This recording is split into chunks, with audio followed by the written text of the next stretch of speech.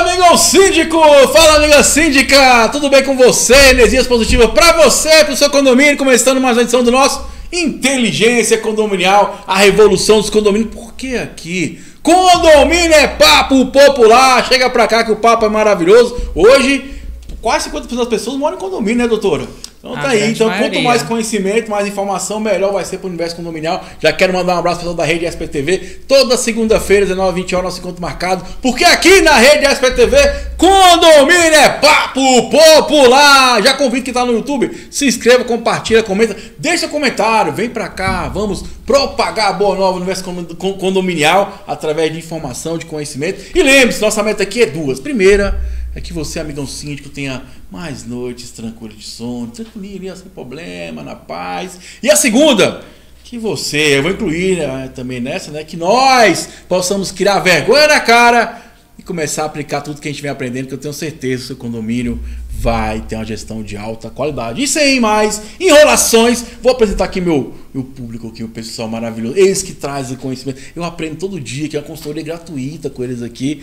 Minha amiga doutora Priscila! Olá, Thiago. Olá, pessoal. Estando aqui mais um dia para a gente falar sobre direito condominial, sobre viver em condomínio, como a gente estava conversando, né, Thiago? Hoje em dia, a gente sabe que a gente conhece todo mundo que está eventualmente envolvido em um ambiente de condomínio. Seja você na qualidade de visitante, condômino, prestador de serviço. Então é um universo grande, tem muita gente dentro e tem muito BO. É hoje!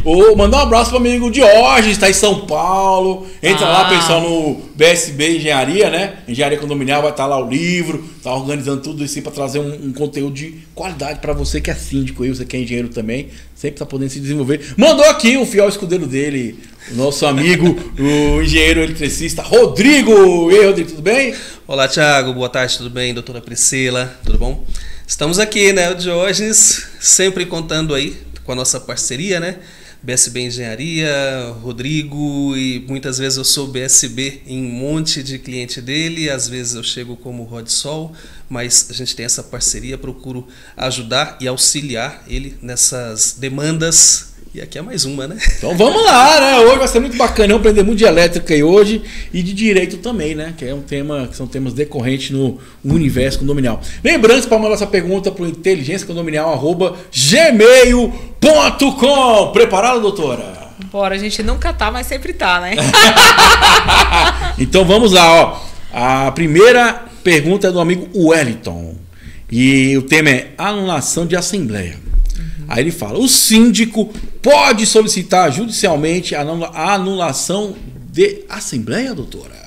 Sim, o gestor ele pode pleitear judicialmente a anulação de alguma deliberação assemblear que ele entenda que não tenha cumprido com algum requisito.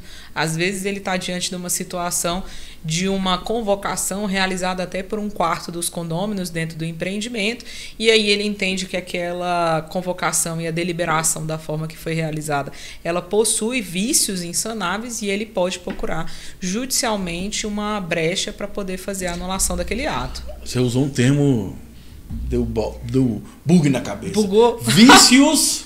Vícios de procedimento, vícios de chamamento da Assembleia, são vícios procedimentais que são aquilo que dá a legalidade do ato. Então, se, por exemplo, eu vou lá fazer a convocação por um quarto dos condôminos, e aí, condômino, a gente sabe que condômino é proprietário. Então, ele vai lá, coloca um quarto daquele condomínio para convocar. Só que naquela lista, ele colocou 2, 3 que não são condôminos e não estavam representando condôminos. Então, eu tenho um vício o quê? Eu tenho um vício no quantitativo de pessoas para fazer a convocação do ato. Então, eu posso dizer que aquele ato ele é nulo. Ele nasceu errado, né? Então, ali a gente não consegue convalidar porque tem faltando 4 pessoas, 3 assinaturas, entendeu? Então, ali a gente tem um vício que é passível de discussão judicial. E aí, nesse sentido, são vários outros requisitos que podem ser invocados quando a gente vai pleitear judicialmente a anulação de uma assembleia. Pode ser referente ao ato convocatório, né, que é o edital de publicação, a forma de publicação, como o procedimento em si da assembleia realizada. Às vezes ela aconteceu, precisava de um quórum específico, não cumpriu com aqueles quórum específico. A exemplo, desconstituir o síndico. Precisa de um quórum necessário, não cumpriu com esse quórum e aprovou por maioria simples em assembleia a destituição do síndico. Só que lá no regramento do condomínio estava dizendo que a destituição do síndico precisa de um quórum qualificado. Eu tenho um vício aonde? Eu tenho um vício deliberativo que ocorreu dentro da assembleia. Então, com base nisso, eu vou lá judicialmente e falo assim, opa, essa assembleia aqui, ela precisava cumprir esse requisito legal, conforme previsto na convenção, mas não cumpriu. Então, eu vou pedir judicialmente que os efeitos daquela assembleia, eles sejam cortados, eles sejam cassados, né? E aí a gente tem a decisão judicial nesse sentido. E sim, é o que eu sempre venho falando aqui no decorrer dos anos, né? O quanto é importante ter um bom jurídico, porque é sobre isso, né? A gente fazer a coisa certa para não gerar um custo futuro, né? O transtorno emocional, porque uma coisa que a gente às vezes esquece é isso, né? O desgaste emocional que ele vai gerar. E lógico tem um desgaste financeiro também, né? E todos esses transtornos, né? Que vai decorrer daquela ação que não foi legal, vamos dizer assim, né? E que poderia ter sido evitada. Por exemplo, hoje em dia, há 10 anos atrás, se a gente falasse um negócio desse, ia falar, doutora Priscila tá doida, não existe isso. Hoje em dia tem grupos de moradores que não estão satisfeitos com os atuais gestores, eles buscam corpos jurídicos especialistas na área para orientar como é que funciona, como é que eu tenho que fazer, para eu evitar justamente uma situação dessa, de uma anulação. Querem fazer as coisas de forma correta lá na raiz. Junta 10, 15 condôminos que estão insatisfeitos, contrata assessoria jurídica e eles mexem um movimento para fazer tudo de quê? De forma legal. Hoje o direito condominial ele é difundido. Há 10 anos atrás, você sabe disso, eu sei disso, isso não acontecia. Era uma realidade até que se falasse na época diziam que a gente estava doido. E hoje não, hoje é uma realidade. Os condôminos buscam escritórios de advocacia para entender, peraí, o síndico me aplicou essa multa aqui. Essa multa é válida? Ela cumpriu os requisitos? Eu posso anular? Ela é uma multa arbitrária? Tá certo ou não tá? E aí você, na qualidade de gestor, quando você não tem esse auxílio ali no seu cotidiano, você tá numa condição de hipossuficiência, porque você é administrador.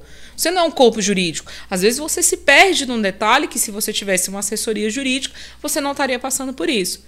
Então, hoje em dia, a realidade dentro dos empreendimentos fazem com que seja necessário o gestor, ele está amparado. Ele precisa da administradora dele? Precisa. Ele precisa do engenheiro para fazer as manutenções? Precisa. Ele precisa de um corpo jurídico? Precisa. Hoje em dia, se você pode, você na qualidade de gestor, tenha. Você vai trazer segurança para a administração do seu empreendimento. Você trazendo segurança, você vai trazer o quê? Valorização patrimonial. Então, acho que no final, a gente busca sempre um denominador comum, que é esse. E é isso aí, tá vendo, gente? A doutora é fera demais. Vamos com o nosso plantão, tirar dúvida. Aqui mais uma pergunta do amigo Charles. Daqui a pouquinho vamos falar sobre elétrica também. Fica aí conosco que o papo vai ser muito bacana aqui com o meu amigo Rodrigo. Vamos lá, o Charles fala o seguinte. O uso de fumo na área privativa. Aí ele descreve. No condomínio, tem morador fumando cannabis. Isso aqui é o Wagner? Dentro do seu apartamento. E é uma fumaça. E o cheiro é forte, exala no hall interno, na passagem dos outros moradores. E quando eu transito, eu sinto um cheiro desagradável. Inclusive tem crianças no local. O cheiro nos incomoda. O que pode ser feito com o morador causador e como proceder devido à nova lei? E aí, doutora? O que acontece? A gente tem aí uma mobilidade com essa questão do uso desse tipo de substância, mas a gente vai em cima da legislação antifumo, né? E aí, independente da toxina que a pessoa esteja utilizando, a gente consegue fazer a interferência na propriedade privada dela, mesmo sendo dentro do apartamento. Por quê? Porque está exalando na área comum, ninguém é obrigado a se submeter a isso, então a gente vai na lei antitabagismo, a gente começa com campanhas educativas e aí não tendo efeito, a gente vai para as advertências e notificações. Não é porque a pessoa está fazendo dentro da casa dela que ela está dentro do ambiente que é 100% blindado e 100% protegido. Não existe isso. Acho que a gente até já falou sobre esse tema em outros programas, né? E você tem hoje mecanismos que você pode lançar a mão para poder fazer essa limitação do uso da propriedade privada, que é a questão do coletivo. Está gerando uma questão que está atrapalhando a outra pessoa, porque às vezes está tão forte a fumaça que quem tem asma está passando mal. E aí isso independe do tipo de substância. Pode ser cigarro normal. Entendeu? Gera um incômodo do mesmo jeito. Você entra num ambiente que tem um corredor ali com cheiro de cigarro, você sente na hora. Eu fui fumante, eu sou ex-fumante há 10 anos e eu incomodei muita gente, eu tenho consciência disso. Entendeu? E hoje em dia a gente consegue, através dos mecanismos jurídicos, fazer notificação desse morador e até a aplicação de multa, dependendo da gravidade da conduta. E é muito bacana, você tocou num. Eu falo porque eu já passei por isso, né? Eu fui falar com a pessoa, mas eu estou na minha residência. Eu falei, tudo bem, mas você não pode incomodar outras pessoas. A sua residência está dentro de várias, né, residências, que é o coletivo, né? Porque as pessoas têm isso, né? Ah, porque está na minha casa é inviolável, né? Não, não é bem assim. Hoje em dia, a gente, ainda mais em condomínio, a gente tem a fragmentação do direito de propriedade. Ele pode ser mitigado, não tem problema que isso ocorra, mas desde que aquela conduta realizada dentro da sua unidade privativa esteja afetando ao coletivo, seja na questão do sossego, salubridade e vários outros desdobramentos. Então, hoje em dia, o direito está ali para amparar. Os excessos eles têm que ser podados. Você pode ter uma vida normal dentro da sua casa, é o seu direito, é a sua propriedade privada. Mas a partir do momento que aquela sua conduta impacta na vida de terceiros, a gente pode botar um freio com as alças jurídicas que a gente tem hoje. Outra coisa importantíssima, isso acontece toda hora, né? Por exemplo, nesse caso aqui, ela citou, que eu acho interessante, que está incomodando mais moradores, o rol tudo ali. Se é entre as unidades, é o direito de vizinhança, né, doutora? Porque as pessoas falam assim, o condomínio não está fazendo nada, o síndico não faz nada. Gente, é direito de vizinhança, né? É porque a gente tem duas áreas, né? Dentro do direito, a gente tem o direito condominial, que é quando mais unidades elas estão sendo afetadas por aquela conduta do morador. E a gente tem aquele problema que é entre unidades. É uma coisa recorrente, às vezes não é uma coisa tão latente que o síndico ele não consegue provar. Às vezes o morador ele fala assim, fulano tá batendo com o salto 2 horas da manhã, parece que tá batendo tambor aqui no apartamento. Só que só ele escuta. Então a gente pode entrar, a gente pode fazer uma campanha educativa, a gente pode adverter, mediar essa situação. O ideal é que os gestores façam essa mediação, mas a gente vai até certo ponto. Dali para lá, a gente tem o quê? O direito de vizinhança. Eu entendi que a conduta do condomínio ela não foi suficiente, eu, na qualidade de vizinho, de acordo com o Código Civil, vou exercer um direito que eu tenho e vou coibir você de, por exemplo, ter um cachorrinho que late dentro da sua unidade. Me incomoda absurdamente. O condomínio já te notificou, já te multou, só que só incomoda a mim. Então, eu vou lá, eu vou entrar com uma ação judicial e eu vou conseguir. E a gente já ajudou algumas pessoas nessa caminhada. E acontece mesmo, fixação de multa diária, entendeu? Tem várias questões nesse sentido, principalmente barulho. O que mais gera essa dinâmica do direito de vizinhança é a questão de barulho. É o que a gente tem acompanhado muito mais, entendeu? Cola com a gente, tem muito conhecimento pra você aí da rede SPTV, você que tá no YouTube também, cola pra cá, vem pra cá que o papo é muito bacana, fala um pouquinho de elétrica, depois a gente volta de novo pro nosso quadro aí, Plantão Tira Dúvida. Tô recebendo o amigo Rodrigo aí, eu vi que você tava comentando no bastidor com a doutora Priscila sobre ar-condicionado, né? Aqui em Brasília tivemos aí um boom, né? Esse ano foi muito calor, agora graças a Deus tá chovendo. E eu, por exemplo, comento que eu atuo, teve muita essa demanda de instalação de ar-condicionado. Dá uma dica aí para quem está nos assistindo, nos ouvindo aí, sobre as precauções, ou que de forma deve ser feita essa instalação dos ar-condicionados, principalmente esses condomínios mais antigos, né? Bom, Tiago, na verdade, quando se fala em ar-condicionado, a gente tem 3 linhas para analisar. Um corpo de engenharia, vamos dizer assim. O primeiro ponto é capacidade das instalações elétricas. Suporta essa carga adicional? O apartamento, normalmente, ele pode ser, considerando esses mais antigos, não foram previstos essas cargas adicionais. E aí existe um outro vilão, que não chega a ser bem o ar-condicionado, mas chama chuveiro elétrico. Que acontece o quê? Os condomínios mais antigos foram projetados com potência de 4.400 watts, um chuveiro, no máximo. E hoje a gente tem no mercado chuveiros de 7.800 watts. É o dobro, né? E quando a gente fala em elétrica, existe um desconhecimento sobre as características técnicas. Então a gente sofre para falar o que é watt, volt, né? A gente apanha quando está falando, eu tenho um equipamento. Então, assim, pela falta de informação e conhecimento, a gente compra um equipamento sem saber exatamente se a instalação suporta. Automaticamente, isso já gera uma sobrecarga. Pensa, 7.800 comparado com 4.400, a gente quase está dobrando a carga. E isso daí, por mais que você use por pouco tempo, é uma corrente alta. De repente, o seu disjuntor não vai suportar. Esse é um ponto, tá? E aí a gente teve uma certa modernização Fornos elétricos, antes era só o fogão a gás. Panela elétrica. Fogão de indução é uma novidade. Panelas elétricas. Os fornos compactos, né, que são as air fryer, fritadeiras aí que o pessoal fala. Isso também tem uma certa carga. Então esse somatório, isso tudo acaba impactando. Mas voltando para o ar-condicionado, via de regra, normalmente se utiliza à noite e você não tem simultaneidade com esses outros equipamentos. Porém, existe um detalhe. O que você está utilizando a mais ao adicionar esse ar-condicionado? Você está colocando nos quartos, sala está dimensionado corretamente, foi dimensionado, você vai lá e faz uma ampliação do ambiente, pega a sala com cozinha americana, com extensão da varanda, num dia quente, ligando lá uma churrasqueira e quer um ambiente refrigerado. Então tem algumas características a serem observadas. Então o primeiro ponto, qualidade das instalações e a capacidade das instalações.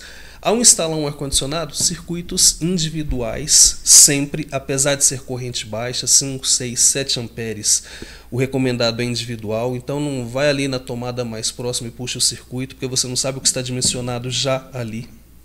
Esse é um ponto e gera risco de acidente por má conexão. Outro ponto importante dentro do corpo da engenharia é a avaliação da fachada, qual o impacto que isso vai causar. Tem algum espaço que é possível instalar as condensadoras? Se não tiver, isso vai depender provavelmente de um arquiteto ou um engenheiro civil que entenda dessa parte dessa avaliação de fachada para possivelmente precisar de alguma aprovação nas administrações. Pode envolver alguma modificação dentro da convenção do condomínio, é um problema um pouquinho mais crítico, vamos assim dizer. E o terceiro ponto, e eletricamente falando, tudo tem solução, tá? Eletricamente, se não tem capacidade, vamos atrás da concessionária, vamos tentar um aumento de carga, tudo é possível, tá? Solução na engenharia sempre tem. Essa questão da fachada é um ponto importante, manter a harmonia da fachada, então não é só instalar e de qualquer jeito. E por fim, entra a parte civil. Sim, com certeza, antes você pode ficar ali entre o engenheiro civil e o arquiteto, agora por fim o engenheiro civil, que é o laudo estrutural. Você está adicionando carga, um peso, e você está com outro problema que é o dreno, água. Onde você vai jogar esse dreno? Então, maldito dreno, né? Normalmente, na minha análise, eu deixo isso bem claro para o pessoal, falar, só analisei a parte elétrica. Você já deu aí 33% de avanço no problema. Então, acho que o primeiro passo começa pelas análise da capacidade elétrica. A partir daí, vai para a parte física, o visual, que envolve fachada, e aí precisa também complementar com o engenheiro civil. A parte estrutural, isso é crítico, isso pode... Não, é só uma máquina aqui, duas. O problema é que às vezes você utiliza uma máquina, um multisplit, para atender 3, 4 ambientes por questão de espaço físico. Só que aí essa condensadora ela tem um peso maior. Automaticamente, numa má instalação, depois de todas as avaliações, entra a parte, lógico, da qualidade da instalação. Isso é fundamental. Então, na hora da instalação, se você faz com uma empresa sem conhecimento, não especializada, vamos dizer assim, você corre o risco de trazer problemas de infiltração. A elétrica está ok, a arquitetura está ok, estruturalmente está ok, só que na hora da instalação você causa um problema, um transtorno ali de infiltração e a dor de cabeça é grande. E aí depois começam as responsabilidades, quem é que resolve? Condomínio, morador, enfim. Então mais ou menos isso. É relativamente simples desde que siga todos os passos, todas as etapas. Eu tenho umas perguntas. Eu também. Eu também. A cabeça de síndico tá assim, porque, ó. Assim, vamos lá, outra coisa que é importante, a doutora falou do dreno. O pessoal tem um equipamento que eu não sei o nome apropriado, não sei o nome correto. Um motorzinho, né? Não, é tipo um local que a água cai e aí ela evapora.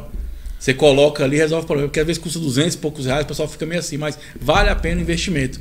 Eu esqueci o nome. Esse eu não tava sabendo. Eu esqueci o nome, quem souber, bota aí no rodapé que tá no YouTube, ou depois que eu posso até procurar, porque teve 2 moradores lá que do condomínio que eu tô como síndico, estou como síndico, comprou. É 200 e poucos reais. Você bota ele, vai cair, chega um certo momento, ele vai evaporar aquela água, que aí não fica pingando lá embaixo, né? Deve ser algum tipo de difusor.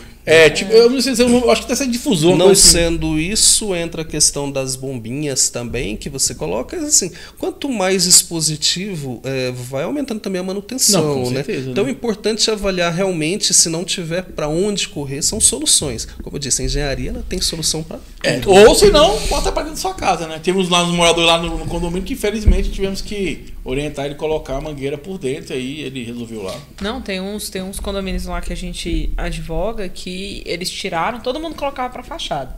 Aí teve uma deliberação assemblear, mandou todo mundo colocar para dentro. E quem não quis quebrar e levar o dreno pro banheiro, tá colocando num canto, num pinga-pinga, num negócio lá no recipiente, e aí faz o descarte. Porque não quis quebrar piso, não quis passar até o banheiro, enfim. Não quis levar esse cano para lá, e aí cada um é cada um.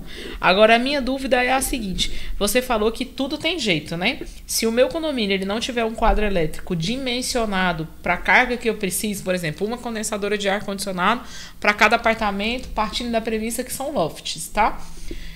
Como é que funciona essa parte? Tem que mudar a questão de fiação? Ou eu só pego e resolvo com aqui em Brasília, que é a Neo Energia? Como é que é essa questão, Rodrigo? Bom, nunca recomendo fazer qualquer alteração que esteja diferente do projeto aprovado, porque esse é um documento oficial. Então, quando a gente fala em condomínio, fala em seguro, fala em possíveis sinistros, é importante a gente entender que, se Deus quiser, nunca vamos precisar, fazemos para não usar, mas caso venha a necessitar, se você tiver qualquer característica aí diferente, advogado sabe bem disso, a intenção das seguradoras é não pagar. Sim. Então, vai procurar onde vai achar uma brecha para não assumir a responsabilidade, ou assumir o custo, né, desse sinistro. Então, nesse caso, minha recomendação é, se o projeto não permite, se isso não estava previsto, não altere aleatoriamente. Então, procure um profissional, um engenheiro eletricista, em alguns casos eletrotécnicos, que possa fazer ali um bom dimensionamento, faça uma avaliação e, de repente, vai ser necessário, sim, uma aprovação de um projeto ou de aumento de carga ou de reforço das proteções, troca de cabeamento, disjuntor, de fusível. Talvez não vai precisar aumentar a carga, tem reserva técnica para isso. Então é só ajuste de proteção para garantir o bom funcionamento das instalações. Interessante. Uma pergunta, doutora? Eu tenho. tenho. Não, você tem, eu tenho. Uma coisa que acontece muito, né? Cai o disjuntor, todo tá caindo, né? O cara não troca o disjuntor, bota com amperagem maior. E aí, pode ou não pode? Jamais. Se o disjuntor estiver caindo, eu sempre falo pro pessoal, o disjuntor está caindo, é ruim, mas é bom. Porque é proteção, né? Porque enquanto a proteção está atuando, o disjuntor ele está ali para proteger a fiação, os cabos. Então, enquanto o disjuntor está desarmando, se estiver dimensionado corretamente o ajuste entre cabo e disjuntor, enquanto ele estiver ali desarmando, indica que você está tendo uma possível sobrecarga e o cabo está protegido. Essa é a ideia. E automaticamente as demais instalações e a residência como um todo, vamos assim dizer. Se esse disjuntor não para de desarmar, o disjuntor está desarmando, eu vou colocar um de amperagem maior. Parou de desarmar, resolveu o problema. Não, eu criei um outro, porque começa a gerar um aquecimento do cabo. E esse aquecimento do cabo pode virar um princípio de incêndio.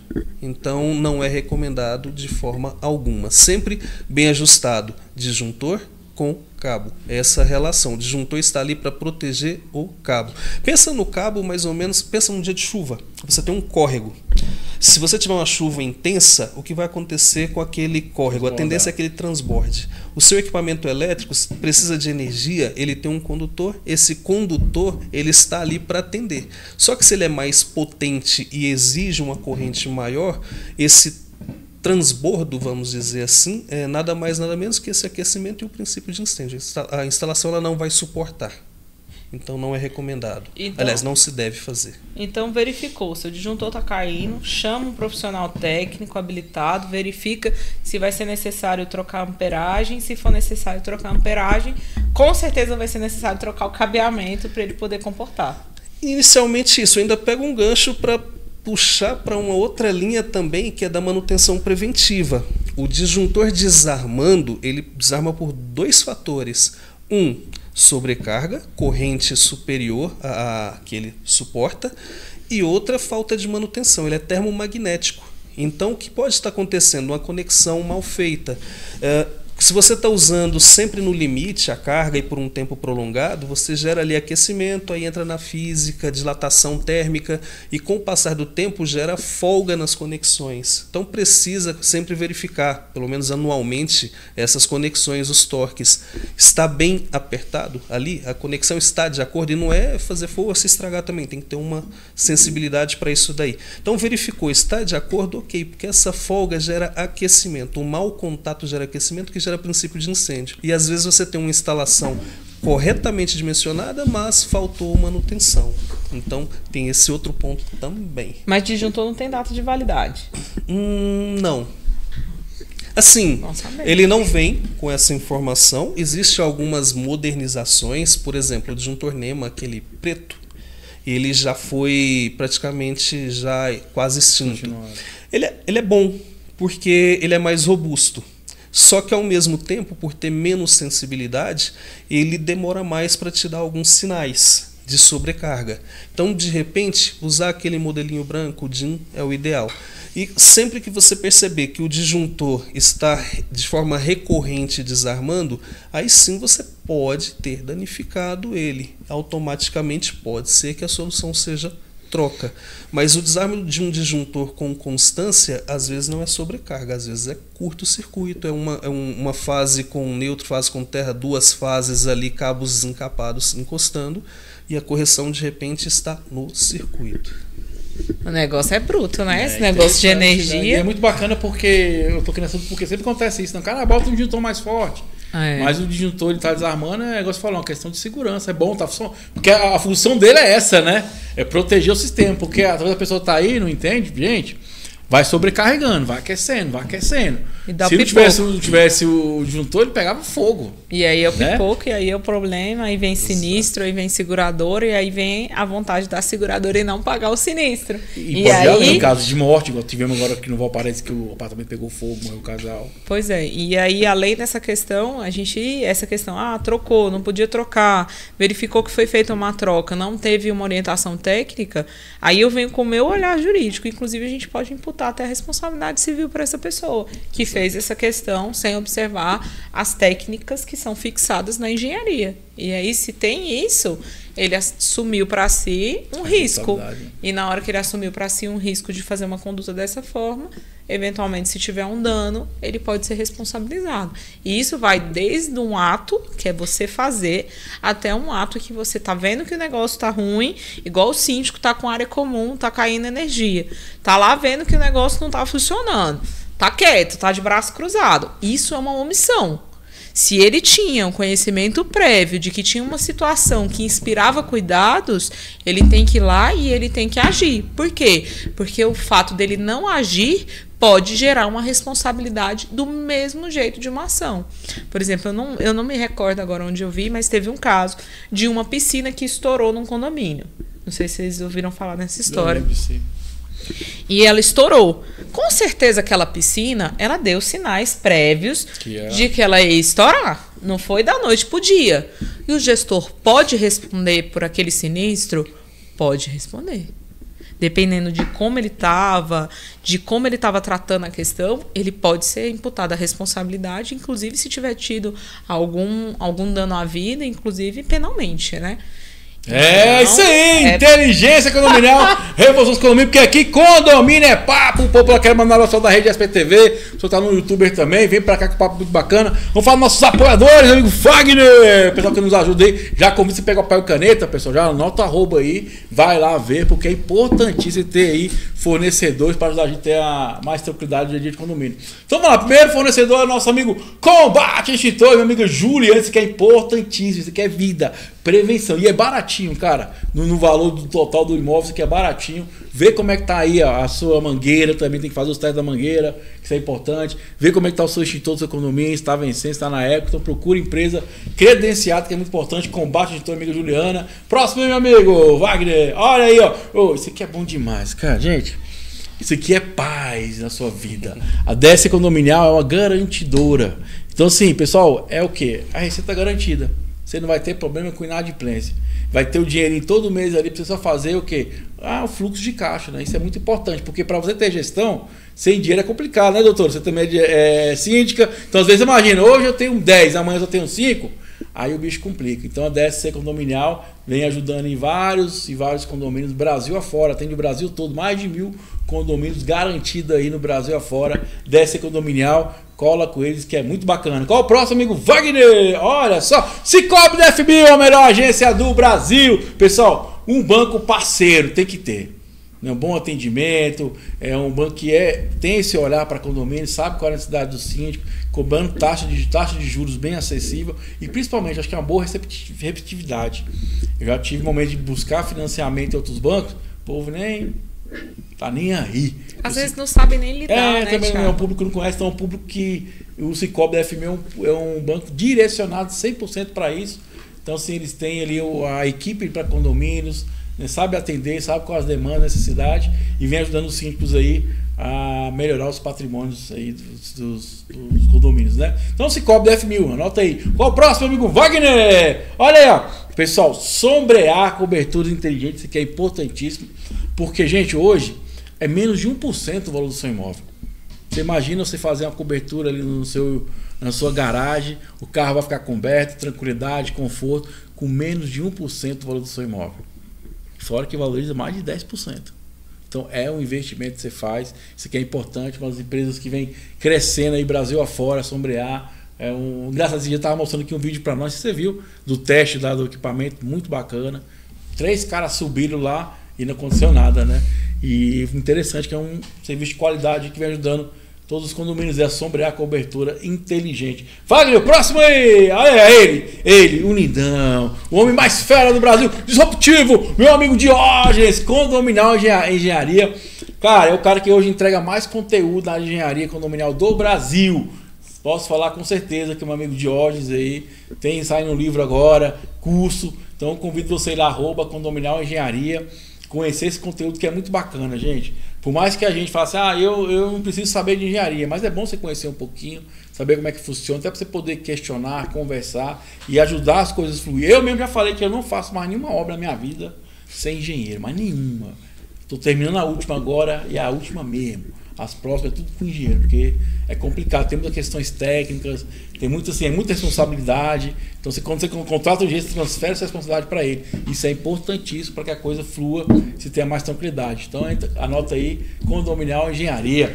Próximo, amigo Wagner, olha aí, minha amiga Gabriela, mandar um abraço, um beijo para a amiga Gabriela, é da Facilite Gestão Condominial. Gente, a gente tá falando aqui, né? Síndico tem que ter equipe. Se não tiver equipe, pira. E uma equipe capenga é problema para você. Vai por mim. A gente precisa de gente que vai nos ajudar. Então a gente está falando de assessoria, né, jurídica. Um bom advogado te ajuda, um mau advogado te complica. Porque sabe como fazer, de que forma tem que ser feito, se dá para fazer ou não. Porque eu já me deparei com muitas situações, sabe, doutora, que chega assim, vamos processar, moço. Vamos analisar. Não, o valor da causa nem compensa, a gente vai pagar de custo, de transtorno, tudo isso. Vamos precisar fazer um acordo aqui, ver que a gente resolve, é mais viável. Não, mas processar, calma. Tem como a gente provar. Né? E hoje, cada dia que passa, gente, tô falando assim, é fundamental ter um jurídico, porque até a forma que você escreve uma multa é problema. Né? Pode gerar um transtorno para o condomínio mesmo, um dano moral ali. Então a gente tem que ter muita cautela. Por isso que é importante ter ali, né, essa equipe para te ajudar, que muitas vezes é a assessoria jurídica, muitas vezes é a Facilite aqui, gestão condominial, que nos ajuda nessa parte de gestão.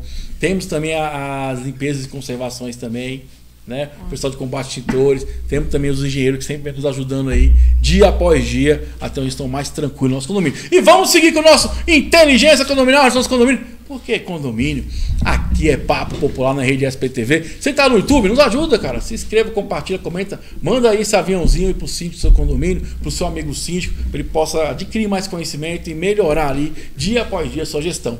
E eu vou falar para vocês, estou quase 10 anos nesse ramo. Todo dia a gente aprende, todo dia é uma situação diferente, porque é contínuo, né? As coisas vão mudando, a necessidade vai mudando, as pessoas também estão, né, olhando o condomínio mudando também, então tem que evoluir sempre, a gente evolui através do conhecimento. Por isso eu mando essa pergunta para o inteligenciacondominial@gmail.com aqui no plantão, tira dúvida. Preparado, doutora? Quer tomar água? Eu vou tomar água, né? Vambora, Sim, vambora. Bebe água aí, é bom, água é vida. é da Adriana. Vamos lá. Respira. Vamos lá, ó. O título é Controle do... Daqui a pouco nós vamos voltar lá com a elétrica. Não se preocupa não. Aqui a gente faz, ó, vai e volta, vai e volta. Vamos lá, ó. Adriana, controle do portão com a diarista. Olá. Moro no condomínio que não tem portaria. Cada morador tem o controle do portão.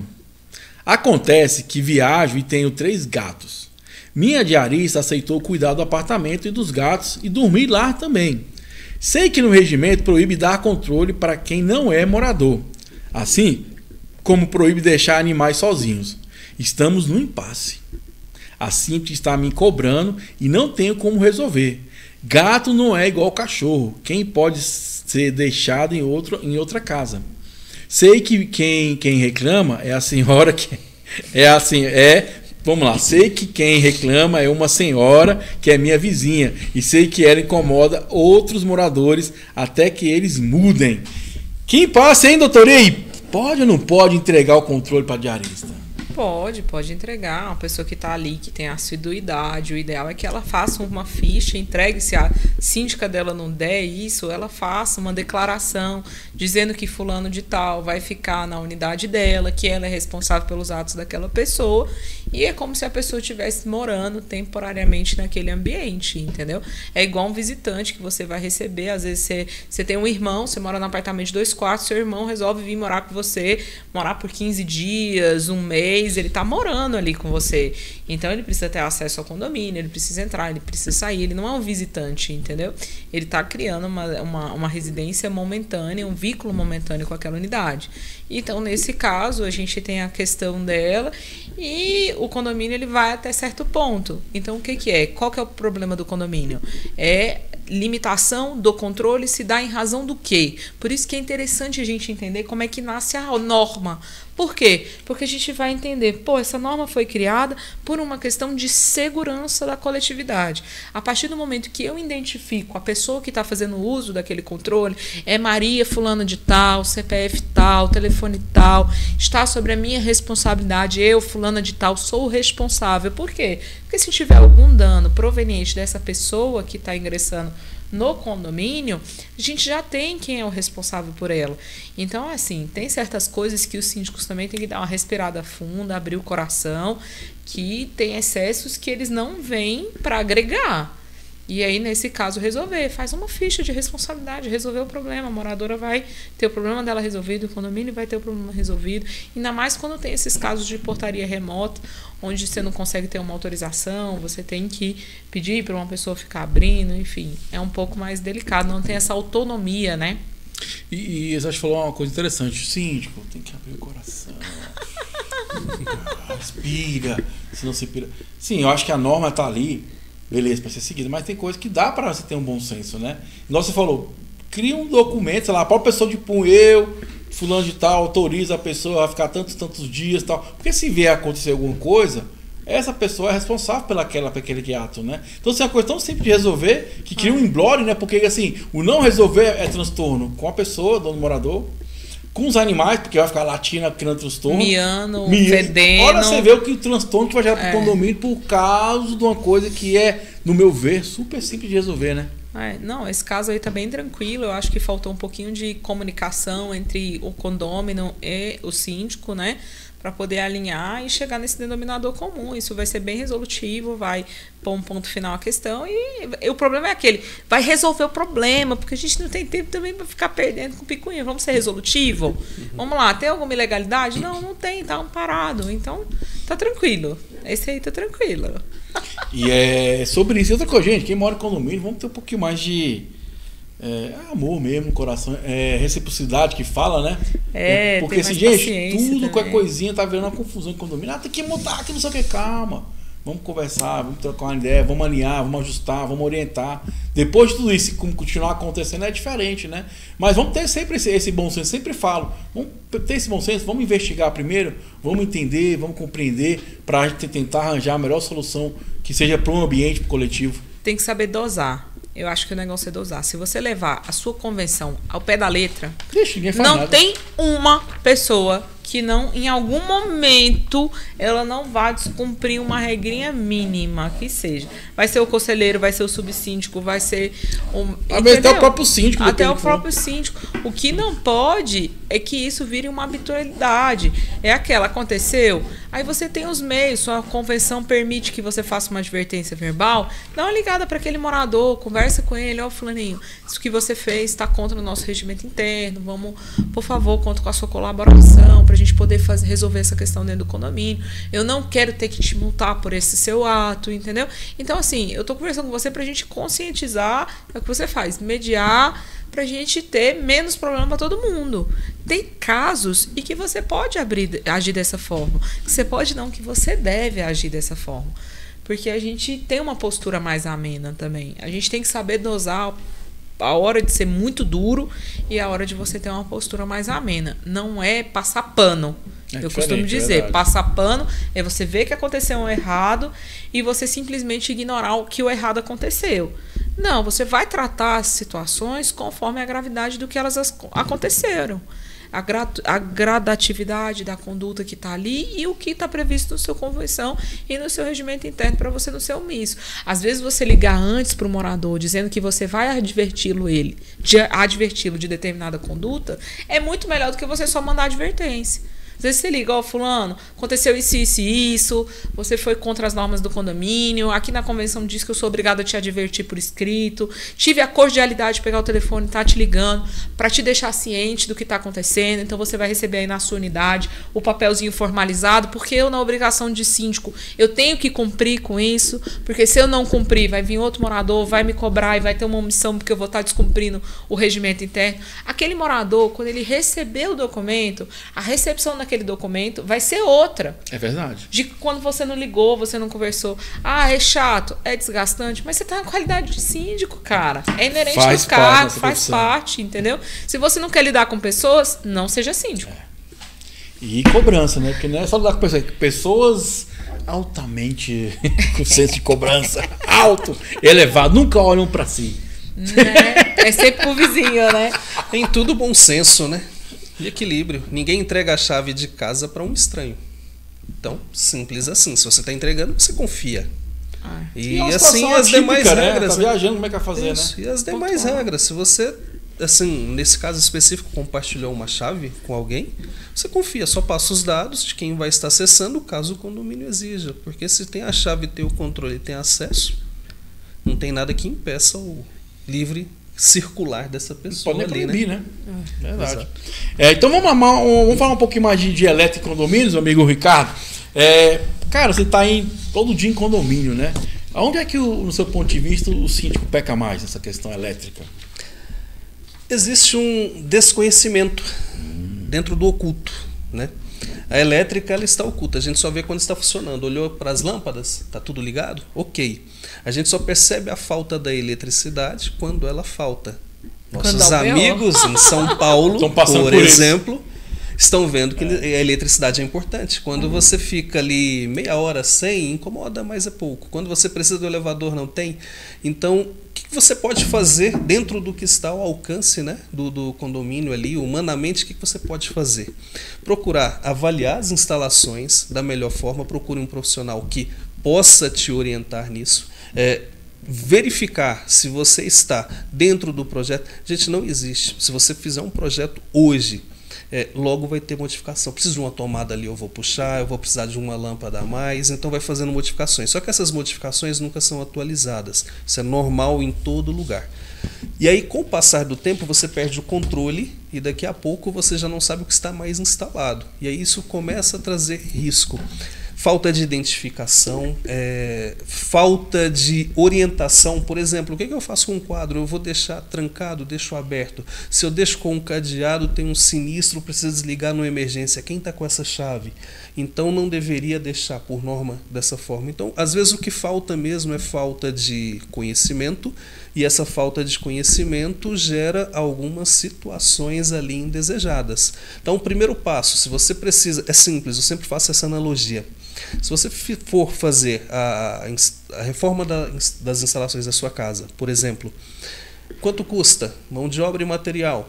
dependendo do porte do apartamento, da residência, 50 mil reais. Isso é caro ou barato? Depende. Agora, só que você não vê. Agora, se você for fazer os armários da cozinha da sua casa, quanto vai custar? 100 mil reais. Nossa, quero. Então, é visível. E aquilo você consegue mostrar, olhar, né? Se tem satisfação, então é mais fácil. Então, precisa sempre dosar. É importante a gente ter noção dos riscos, esse é o primeiro ponto. E por estar oculto, tanto o funcionamento quanto os problemas, a gente só acaba percebendo realmente quando você tem algo indesejado. Então, o importante é busque conhecimento, atue de forma preventiva. Hoje a gente vê muito essas demandas por aumento de carga e às vezes não se passa por uma avaliação, a gente vai até a hora que a corda arrebenta, né? A hora que o sistema já não suporta mais, agora eu preciso corrigir. E isso é uma falta de planejamento. Então, quando eu não conheço, eu sempre falo, os síndicos, eles, no geral, vocês, têm uma responsabilidade ao mesmo tempo muito grande, talvez uma das profissões com maior responsabilidade, se não a maior aqui no Brasil. Porém, tem a vantagem de, ao ter conhecimento, delegar essas responsabilidades. Então, falamos da parte jurídica, falamos da parte civil, engenharia elétrica, engenharia mecânica, elevadores. Então, tudo que você pega ali e distribui, eu não preciso centralizar os problemas em mim. Eu vou fazer essa distribuição. Ao fazer essa distribuição, eu consigo dividir as responsabilidades. Só vou ser um gestor mesmo. Administrar cada assunto. Vou buscar conhecimento, por isso que vocês estão aí assistindo Inteligência Condominial, buscando conhecimento justamente para dividir responsabilidades. Essa é a ideia, esse é o caminho. E levar menos pancada, né, doutora? Porque... Ou, no mínimo, ficar protegido se levar pancada, né? Não, ou ter de quem cobrar, né? Depois também, se vier a pancada, né? Porque aí você tem um contrato, aí você tem lá o cara do seu elevador. O cara do seu elevador, dependendo da forma de contrato dele, ele tem que te entregar o serviço XYZ. Aquilo ali tem que estar bem dimensionado do contrato, dizendo qual a responsabilidade técnica dele no funcionamento dos elevadores. Aí você vai pedir o laudo, o relatório de inspeção anual e manter esse relatório de inspeção anual, porque tem uma RT ali, tem um CREA do responsável técnico, e você vai ter um documento, o elevador parou, o elevador caiu. Peraí, eu, na qualidade de síndico, estava com um contrato ativo com a empresa de elevadores, estava com relatório de inspeção anual em dia, que está testando as condições dos elevadores. Com isso, eu trago documentos para a minha administração, que se for invocado judicialmente alguma omissão, eu vou falar, eu não fui omisso. Só que acontecem, algumas coisas acontecem fortuitos, acontecem que independem da nossa vontade como gestor. Agora, você tem lá um contrato de prestação de serviço capenga com o seu prestador de serviço. Não está bem descrito qual que é a responsabilidade técnica dele. Você não pede o RIA para ele. Você está sendo omisso. Por quê? Porque se o cara está lá e ele precisa ter uma manutenção do elevador de forma adequada e você não cobra do seu prestador de serviço esse tipo de documento, existem prestadores de serviço que ficam na condição muito cômoda. E tá tudo certo. E na hora que acontece o BO, há uma divisão de responsabilidades, porque você tinha a obrigação legal de cobrar, você não cobrou. Ele tinha a obrigação legal de prestar o serviço, não prestou. Mas eu tenho o quê? Uma culpa concorrente. Os dois atuaram de forma que aconteceu aquele sinistro. Então eu vou poder botar na conta de todo mundo. Agora, se você é um gestor equilibrado, você tem que criar esses protocolos. Contratos bem redigidos, obrigações bem fixadas, responsabilidades, porque todo mundo quer ter direito e quer ter pouca obrigação. Dever, né? Então, assim, vamos deixar as obrigações pão, queijo, que é seu, que é meu. Exigir, cobrar, relatório. Você tem RIA no seu condomínio? Você solicita? Você aí, pessoal que está assistindo, você solicita isso no condomínio que você é síndico, da empresa de elevadores? Isso é um documento básico. E tem muito síndico que não solicita. Você tem uma engenharia assistente dentro do seu condomínio, vai pedir o relatório de como é que estão as manutenções preventivas do prédio. Para quê? Para mostrar que aquele engenheiro que está te prestando um serviço, ele criou um cronograma e que você está cumprindo o cronograma que o profissional técnico te mandou fazer. Você não é engenheiro, você não é advogado, você pode até ser na sua formação acadêmica, mas quando você está na condição de síndico, você é síndico. Isso às vezes soa duro, mas precisam aprender. Nós, e aí eu posso falar, porque eu sou síndica também, eu falo com o direito de fala, a gente precisa saber exercer os nossos direitos de síndico. Não quero nada além. Eu quero que as coisas sejam bem executadas. Como é que eu vou cobrar isso? Jurídico, atenção nisso. Engenharia, atenção nisso. Elevador, atenção nisso. Terceirizada, você tem que me apresentar isso, isso e isso. Administradora, sua responsabilidade técnica é aqui. Peraí, vamos chamar todo mundo com a sua responsabilidade técnica. Se todo mundo atuar de forma diligente, isso não quer dizer que não vai acontecer nenhum problema. Mas a possibilidade, ela é diminuída. Né? Verdade. E você fica numa condição que é mais tranquila. É muito bacana, cara. Assim, igual eu falei, né? Falei pra doutora que eu tava passando por eu não, condomínio, né? Passou por uma situação meio problemática. E desde o começo eu fiquei tranquilo, porque eu sabia que, né, tava tudo ok. Sim. Porque assim, gente, às vezes a gente não faz de má fé. Só que, infelizmente, toda ação tem uma consequência. E aí tem os oportunistas. Hoje o que tem mais no mercado é oportunista. Né? Então, assim, é por isso que está certinho para esse oportunista não ganhar nada. Porque isso é beleza, tá tudo ok, vai lá. Né? E, Thiago, eu vou dizer uma coisa que é até triste de dizer, mas às vezes, mesmo você estando certo, às vezes você tem que judicializar alguma questão, vai dar ruim.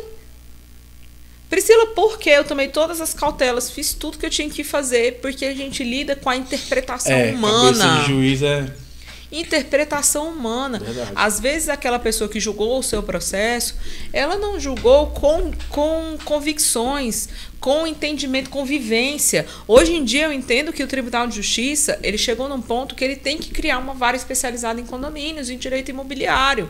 Por quê? Porque a gente tem uma franca utilização do judiciário e às vezes a gente fica com o judiciário generalista. E aí ele não sabe o detalhe, ele não sabe lá no balancete, ele não sabe como é que chama uma rúbrica, entendeu? Ele sabe o básico, mas ele não vive o condomínio, entendeu? Outra coisa importante, gente, que a doutora falou e que a gente não tem assim, não existe um padrão na nossa justiça brasileira. Não. Ainda tem o tal do mutirão. Porque um processo começa com um juiz, de repente vem um mutirão, a pessoa vai lá, julgou, acabou. Pega o número. Não sabe a história, não sabe nada, não viu nada, só o que tá ali. Não, ele lê o processo, só que às vezes ele não tem. Cara, não tem jeito. Quem mexe 10 anos numa área não é igual uma pessoa que vê ela por cima. E eles acabam que eles são muito sufocados, são muitas demandas em cima do judiciário. E aí tem-se um problema, não tem como. Não é porque o juiz é ruim, não. É porque a demanda é muito alta. E aí você não tem como ter vários especialistas dentro de uma vara, porque não tem, não é uma realidade. Não vai chegar lá esse processo, isso aqui é imobiliário, condominial, não sei o que, vai para fulano. Isso aqui é compra e venda que não deu certo, vai para ciclano. Isso aqui é consumidor, vai para outro. Porque uma vara civil, ela vai receber consumidor, ela vai receber ações familiar quando são municípios regionais menores, porque aí é uma vara para tudo. Aqui em Brasília, não. Aqui a gente tem a vara de precatório, aqui a gente tem a vara de família, aqui a gente tem a vara de falência e a gente tem as varas cíveis que discutem o resto. Então, é muita coisa. Então, quanto mais especialista você for na área, você tem que tentar mostrar para o judiciário o que é cada coisa. Então, lá no escritório eu costumo brincar. Pessoal, a gente está mandando uma petição para uma pessoa que não vive a realidade do condomínio. Então, vamos fazer ela o mais esmiuçado possível para a gente poder otimizar o nosso resultado. E mesmo assim não é garantia. Não existe processo garantido. Aquele advogado que diz que a causa ganha, corre desse. Cuidado, não existe mesmo, né? E esse gancho aí, só complementando, quando você tem algum problema de saúde, vai em um médico e o diagnóstico é caótico. O que você faz? Google. Você procura outro médico. Você não confia só naquela informação. E quando você tem sintomas e chega o médico e fala que está tudo bem, você também desconfia. Então, quando se fala em documentação técnica, é importante ter a noção de que eu preciso ter um mínimo de conhecimento, porque o que está chegando para mim tem qualidade, a informação é precisa. Esse profissional vai atrapalhar do que ajudar. Exato. Às vezes o profissional não esteve no condomínio, emitiu uma RT, a gente vê muito isso, né? Vai fazer algum tipo de instalação, o engenheiro não pisou lá, emitiu RT, foi contratados, enfim. Ou quem foi prestar o serviço, tem um engenheiro que só assinou ali um documento. Para o condomínio, ótimo. Assim, vamos dizer, entre aspas, né? O síndico, ele está protegido. Só que, para a gente não chegar no ponto de uma eventual judicialização, porque é problema já, então a gente pode começar a cercar isso daí. Então, quanto mais conhecimento básico, isso já ajuda muito, serve para avaliar qual é a qualidade do serviço que eu estou tendo, né? Para começar a fazer filtros. Isso daí em tudo. Quando a gente vai em um médico, eu não gostei do diagnóstico, eu vou procurar outro para ter certeza. O cara está mandando eu tirar um braço aqui. Antes de tirar o braço, eu preciso ouvir de outros, né? Realmente. E judicialização, às vezes, não é resolução de problema. Exato. Às vezes, você fazer um trabalho de base muito bom, pré-justiça, às vezes você consegue resolver de uma forma melhor para todo mundo. Eu sou defensora da advocacia extrajudicial. Eu entendo que você tratar as questões de forma extrajudicial com mais assertividade, mais punho duro, mais critério, você otimiza as chances de menos problema, se tiver um problema, uma melhor resolução. E assim, gente, estamos na reta final do nosso programa só para fazer um adendo. Lembre-se, desgaste emocional. Não é só sobre grana, é sobre desgaste emocional. Vale a pena. Então, na reta final do nosso programa, meu amigo Rodrigo, foi um prazer, homem. Fala um pouquinho e vende seu peixe, fica à vontade. Suas considerações finais. Olá, Thiago, tudo bem? Bom, atuamos no mercado de condomínios também, dentre outras áreas, mas aqui por se tratar de algo bem específico. Se você precisar de laudo de para-raio SPDA, laudo das instalações elétricas, projetos elétricos, aumento de carga, instalações fotovoltaicas, a gente procura auxiliar em todos os aspectos seus problemas aí dentro de um condomínio. Se você teve um problema, um morador lá específico num apartamento, você não sabe auxiliar, de vez em quando acontece, sei lá, desligou, caiu um disjuntor, é um DR, o que o cara faz, enfim, um chuveiro deixou de funcionar, acontece, procura. A gente tenta instruir ao máximo possível para que você consiga ali dentro do básico se resolver ou pelo menos entender o que é o problema. E também importante saber, eletricidade é oculto, mas eletricidade mata, eletricidade causa incêndio, então devemos o quê? Sempre buscar profissionais que estejam capacitados para prestar a melhor assessoria, o melhor serviço e assim estar com o condomínio com a manutenção preventiva, corretiva em dias. Bom demais. Vou deixar aqui no rodapé quem está assistindo pelo YouTube o telefone do Rodrigo, quem quiser entrar em contato, fica à vontade. Doutora Priscila, fica à vontade aí, suas considerações finais. Hoje foi pancada, né, Thiago? Bom demais. Nossa, foi muito bom, muito aprendizado. Queria agradecer a oportunidade de conhecer, não conhecia ele. E aí queria agradecer mais uma vez de estar aqui hoje, né, da gente estar discutindo essa questão de condomínio. É sempre engrandecedor para mim como gestora também, como síndica. A gente está sempre evoluindo e a gente está sempre aprendendo e a pancada é essa. No jurídico a gente sabe, agora na sindicatura né, a gente está sempre aprendendo. E olha que são anos de estrada. Então eu só tenho a agradecer. Muito obrigada, viu, Thiago? Só fazendo esse complemento da gratidão também por estar aqui. Não conhecia pessoalmente o Thiago, já vi aí em algumas fotos e vídeos com o Diógenes, não conhecia a doutora Priscila. E agradecer ao Diógenes que foi cuidar de outros assuntos e nos deu essa oportunidade de estar aqui. E bacana, acho que é sobre isso, a gente sempre ter esse aprendizado continuado. Tudo é novo e sempre tem espaço para a gente aprender e melhorar no nosso dia, o nosso processo. Fala, amigão síndico, amiga síndica, foi mais uma edição do nosso Inteligência Condominial. Até o nosso próximo encontro. Valeu, um abraço, fui!